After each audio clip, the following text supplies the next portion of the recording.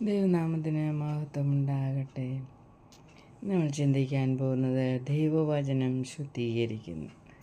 ശുദ്ധീകരിക്കുന്ന ദൈവവചനത്തെക്കുറിച്ച് യോഹന്നാൻ്റെ സുവിശേഷം 15-ാം അധ്യായത്തിൻ്റെ 3-ാം വചനത്തിൽ ഇങ്ങനെ പറയുകയാണ്.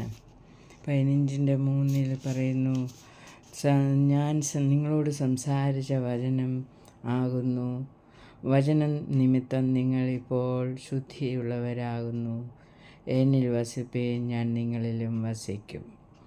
നോക്കിയേ, ദൈവം സംസാരിക്കുന്ന വചനം അല്ലെങ്കിൽ നാം കേൾക്കുന്ന ദൈവവചനം ശുദ്ധീകരിക്കുന്ന ദൈവവചനമാണ് എന്ന് ദൈവത്തിൻ്റെ വചനത്തിൽ നമുക്ക് വായിക്കുവാൻ കഴിയുന്നു.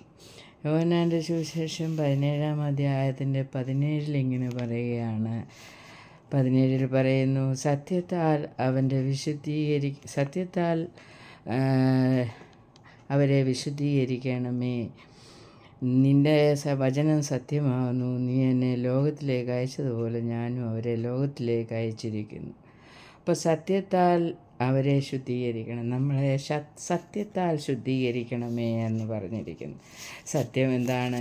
ദൈവം സംസാരിച്ച, യേശുതമ്പുരാൻ സംസാരിച്ച സകല വചനങ്ങളും സത്യമാണ് എന്ന് ദൈവവചനത്തിൽ നമുക്ക് മനസ്സിലാക്കുവാൻ കഴിയുന്നു. ആ സത്യവചനം നാം വിശ്വസിക്കുമ്പോൾ നാം ശുദ്ധീകരിക്കപ്പെടുന്നു.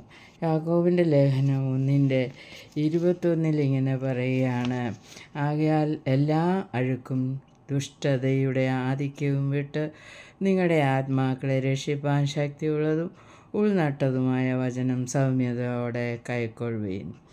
എങ്കിലും വചനം കേൾക്കുക മാത്രം ചെയ്തുകൊണ്ട് തങ്ങളെ തന്നെ ചതിക്കാതെ അതിനെ ചെയ്യുന്നവരായി ഇരിപ്പീൻ.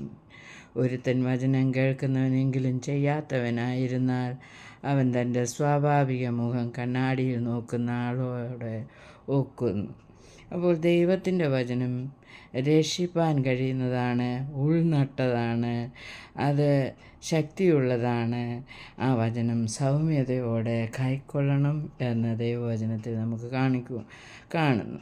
അതുകൊണ്ട് ദൈവവചനം കേൾക്കുന്നവരായി മാറാതെ ദൈവവചനം അനുസരിക്കുന്നവരുമായി മാറണം എന്ന് ദൈവവചനം നമ്മെ പഠിപ്പിക്കുകയാണ്. ശുദ്ധീകരണം പ്രാപിക്കുവാൻ ആഗ്രഹിക്കുന്നുവെങ്കിൽ വചനം വായിച്ച് അത് വിശ്വസിക്കുകയും അത് ഏറ്റെടുക്കുകയും അതിന് പ്രകാരം ജീവിക്കുകയും ചെയ്യണമെന്ന് ദൈവവചനം നമ്മെ പഠിപ്പിക്കുന്നു. അതുപോലെ ജീവിപ്പാൻ ദൈവം നമ്മെ ഓരോരുത്തരെയും സഹായിക്കട്ടെ. ആമേൻ.